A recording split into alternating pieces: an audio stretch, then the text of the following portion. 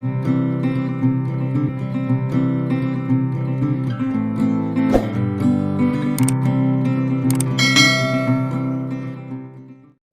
आपकी prayer request आपके बच्चे हैं, आप उनको नहीं चाहते जिस तरह आपने संघर्ष किया वो संघर्ष करें, आप जब प्रार्थना करने के लिए बैठेंगे आप एक बाइबल की वर्स को लेंगे, आप पहले थैंक्स गिविंग करेंगे, आप प्रार्थना करेंगे, परमेश्वर मैं तेरा थैंक्स करती हूं कि तूने मुझे चुना, मैं तेरा थैंक्स करती हूं कि मैं तेरे घर में हूं, मैं तेरा थैंक्स करती हूं मैं तेरी हुजूरी में हूं, मैं काबिल नहीं थी तेरी हुजूरी में आती लेकिन तूने मुझे अपने अनुग्रह से बुलाया, और अगर तूने मुझे अपने पास बुलाया तो मेरी प्रार्थना को सुनने के लिए बुलाया। अब मैं प्रार्थना करती हूं तेरे वचन के अनुसार जो भजन संहिता 112 की 2 में लिखा कि सीधे लोगों की संतान आशीष पाएगी और धर्मी का वंश प्राकर्मी होगा।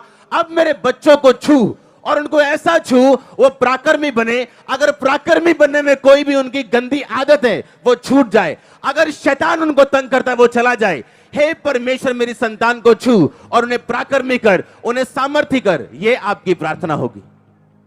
उसने कहा सब कुछ पूरा। अब आपको इमोशनल नहीं स्पिरिचुअल स्क्रिप्चुअल बनना है। आमीन। ये चर्च उन लोगों के लिए नहीं है जो बाइबल को सुनने के लिए आते हैं, ये चर्च उन लोगों के लिए है जो बाइबल को खाने के लिए आते हैं। उसने कहा इसे खा ले, इसे अपनी आंतड़ियां इससे भर ले। इसे सुनना नहीं है सिर्फ, बाइबल को क्या करना है?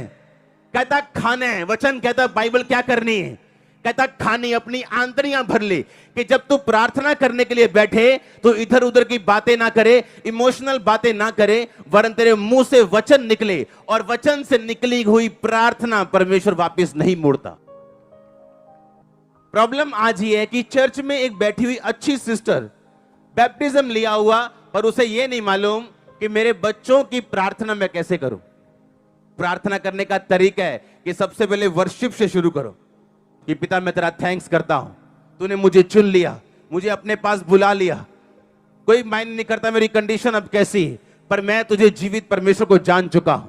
मैं जान चुका हूं तू जीवित है, मैं जान चुका हूं एक दिन मैं गवाही के साथ वापस आऊंगा और मैं स्वर्ग का अधिकारी हूं। मैं जान चुका हूं मैंने साल्वेशन पा ली। फिर आप प्रार्थना शुरू करोगे कि पिता तेरे वचन में ये लिखा मैं तुझे दीर्घ आयु से तृप्त करूंगा। परमेश्वर तू जानता है कि ये बीमारी जो मुझे है ये मुझे दीर्घ आयु जाने नहीं देगी, इसलिए इस बीमारी को हील कर ताकि मैं दीर्घ आयु में जा सकूं। पिता बीमारी के साथ दीर्घ आयु किसी काम की नहीं, गरीबी के साथ दीर्घ आयु किसी काम की नहीं। मुझे आशीषें भी दे कि मैं दीर्घ आयु जी सकूं और आनंदित होकर जी सकूं। तूने कहा कि मैं तुझे उद्धार दिखाऊंगा, अपना उद्धार तुम्हें दिखाऊंगा। तुम मुझे उद्धार दिखा मेरे बच्चों में, मेरी फैमिली में, मेरे फाइनेंस में, मेरी बॉडी में, मेरी स्पिरिट में, मेरी आत्मिक जिंदगी में। आप करके देखो इस तरह से प्रार्थना करके देखो, वचन के बीच से प्रार्थना। हमारी वचन इमोशंस, हमारी प्रार्थना इमोशन के साथ भरी हुई है। हमें लगता है कि हाँ पिता सब जानता है, बाइबल कहती है वो सब जानता है।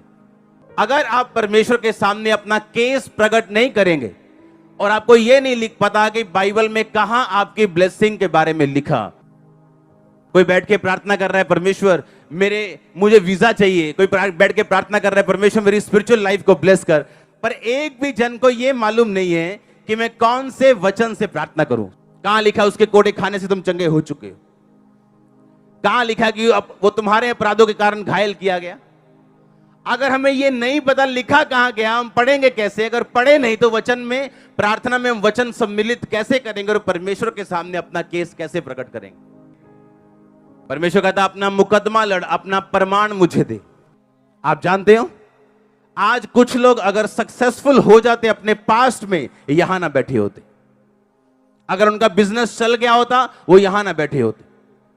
अगर उनके बच्चे सही होते वो यहां ना बैठे होते।